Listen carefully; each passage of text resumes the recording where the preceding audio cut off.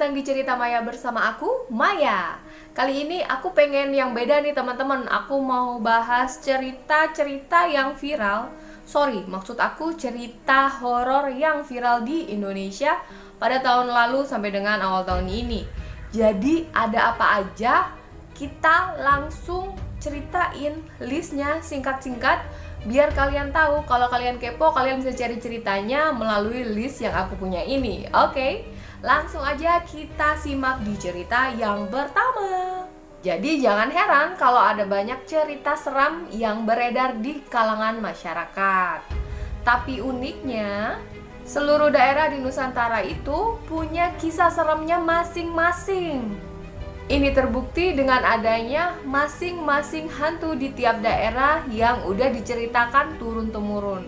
Jadi misalnya di Jawa ada hantu A, nanti di Kalimantan hantunya apa, di Sumatera hantunya apa gitu. Namanya beda-beda dan kisahnya pun beda-beda. Dan di cerita yang pertama ini kita akan ngebahas tentang yang viral, yaitu bis hantu jurusan Bekasi, Bandung. Kalian masih ingat kan cerita yang heboh banget? Ada seorang penumpang yang videoin sebuah bis, tapi bisnya itu kosong melompong, tapi dia ketakutan. Nah, ceritanya begini nih teman-teman. Cerita ini ditulis oleh akun @hebosto.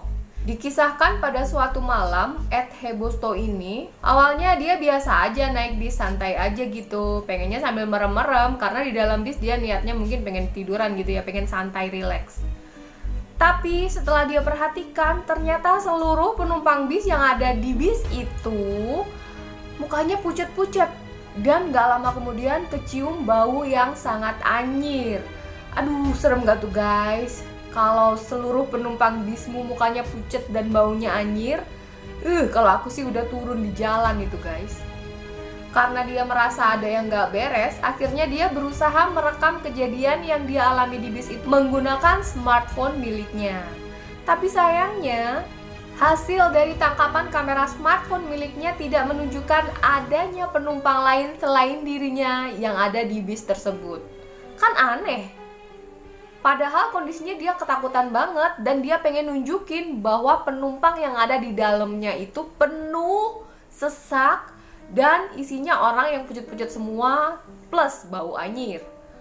Karena rekaman orang-orang yang ada di situ nggak masuk ke dalam HP-nya, makanya dia memutuskan untuk diam dan dia makin nggak berani melakukan apa-apa lagi. Dia ketakutan dan dia hanya bisa pasrah sambil menunggu bisnya nyampe ke tujuan, yaitu kota Bandung. Untungnya bisnya nyampe ke Bandung dengan selamat dan konon kabarnya nyampainya lebih cepat dari jam yang diperkirakan. Keren sih kalau misalnya nyampainya lebih cepat dari jam normalnya bis. Tapi kalau kita di dalam bis itu duduknya sebelah-sebelahan sama makhluk tak kasat mata, kan serem juga ya. Kalau kalian gimana? Pada takut nggak? Coba tulis komen di bawah, oke? Langsung ke cerita yang kedua. Bercak darah di lantai SMA Tugu di Malang.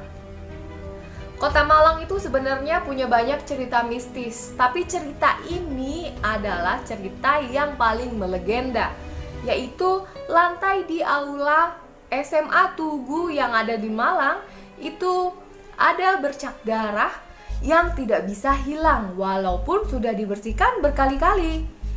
Jadi udah dipel ntar ada lagi, udah dilap ntar ada lagi, udah dikasih Baiklin segala macem, ya nyebut merek, dikasih pemutih, dia tetap ada. Bahkan anehnya, sampai lantainya udah diganti ubin. Jadi udah ganti ubin, udah segala macam cara dipakai, itu bercak masih ada juga. Kan aneh ya teman-teman. Jadi konon kabarnya bercak darah itu merupakan bekas dari penjajahan zaman dulu yang menembak orang-orang, dan itu kejadiannya udah ratusan tahun yang lalu.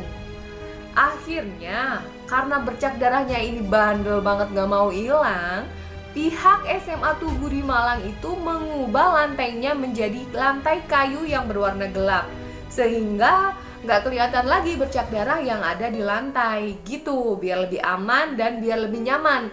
Karena posisinya di aula, kan serem ya kalau lagi ngumpul di aula terus tiba-tiba para siswa ngelihat bercak darah gitu, kan pasti aduh, jadi nggak fokus ya, jadi kebayang pembantaian pada ratusan tahun yang lalu itu seperti apa. Apalagi kalau misalnya dapet murid yang bisa ngelihat atau semacam indigo gitu. Wah, kasihan tuh murid.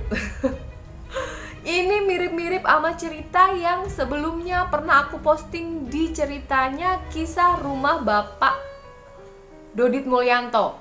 Jadi di kamar depan, kamar bekas penjara itu juga ada bercak darah yang nggak bisa hilang, yang di rumah dinas bapaknya Dodit. Buat kalian yang belum nonton rumah dinas Bapak Dodit, ayo tonton videonya, ada di bawah, scroll aja ke bawah. Jadi itu nggak kalah serem ya ternyata, dan itu lebih nyata gangguannya, lebih nyata seremnya. Jadi kalau misalnya aku memposisikan diri ada aku sebagai Dodit, aku pasti juga nangis ketakutan. Oke, kita langsung lanjut di cerita yang ketiga. Mbak Yayu, si urban legend kampus UGM. Selain sekolah, kampus UGM juga banyak sekali menyimpan cerita misteri di dalamnya. Kampus bergengsi tersebut mempunyai urban legend yang namanya adalah Mbak Yayu.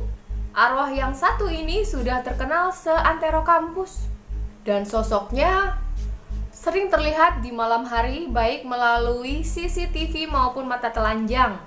Terutama dia nongol kalau masih ada banyak mahasiswa yang malam hari ada di kampus gitu guys. Sebenarnya sosok Mbak Yayu ini nggak begitu menyeramkan karena dia berpenampilan seperti mahasiswa biasa aja. Jadi bukan kayak hantu yang serem gitu. Tapi yang bikin serem adalah wajahnya yang pucat dan tatapannya yang kosong. Jadi konon kabarnya, gosip yang beredar, Mbak Yayu ini adalah mahasiswa yang bunuh diri ketika mengetahui bahwa skripsinya ditolak oleh universitas. Jadi dia mungkin putus asa dan dia bunuh diri. Ya ampun guys, tolong ya, kalau skripsinya ditolak coba lagi terus. Ayo kalian bisa, ya kan? Jangan putus asa ya. Lanjut di cerita yang keempat. Kisah lubang buaya yang sudah tersohor. Siapa dari kalian yang nggak tahu lubang buaya? Lubang buaya kan tempatnya zaman dulu PKI membantai jenderal-jenderal, perwira-perwira hebat yang ada di Indonesia pada zaman itu ya. Ngebahas lubang buaya, aku jadi kebayang film G30 SPKI deh guys. Kisah serem lainnya datang dari Lubang Buaya yang merupakan tempat wisata horor yang ada di Jakarta. Sebenarnya itu merupakan tempat wisata sejarah ya, cuman memang horor lokasinya. Di tempat ini dulunya terjadi tragedi kelam, yang mana lokasi ini menjadi tempat pembuangan korban-korban keganasan G30S PKI. Oleh karena itu, tempat itu masih memberikan nuansa yang menyeramkan bagi pengunjung yang datang. Ditambah menurut beberapa cerita yang beredar, bahwa saat malam hari sering sekali terlihat gerombolan tentara yang berbaris rapi, namun wajahnya berlumuran darah. Oh my god. Jadi siapa yang udah pernah datang ke wisata sejarah tempat lubang buaya tersebut? Aku nggak berani, terus terang aku nggak berani. Takut ngelihat yang enggak ya kan? Oke, kita langsung lanjut di cerita yang kelima. Rumah Eyang yang viral di tahun 2018 lalu. Ayo, siapa yang nonton Rumah Eyang? Cerita ini sempat viral ya tahun 2018. Adalah Rumah Eyang yang ditayangkan di YouTube-nya Raditya Dika. Rumah tersebut adalah milik temannya Raditya Dika yang bernama Mister. Di rumah tersebut ada banyak sekali kejadian yang tidak bisa masuk di akal. Pastinya ya, segala kejadian horor dan kejadian mistis itu nggak bakal bisa masuk di akal sekalipun logika kita.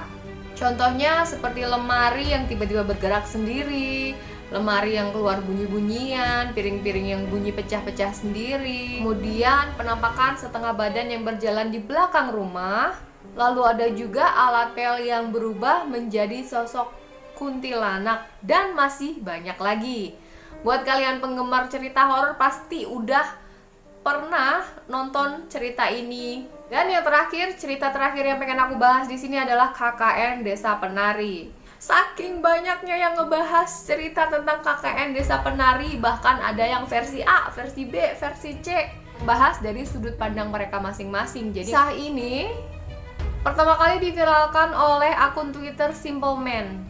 Jadi aku bacanya juga emang dari Twitternya Simple Man. Kisahnya adalah tentang sekelompok mahasiswa yang sedang menjalani KKN di sebuah desa di Jawa Timur yang ternyata banyak sekali mengalami gangguan.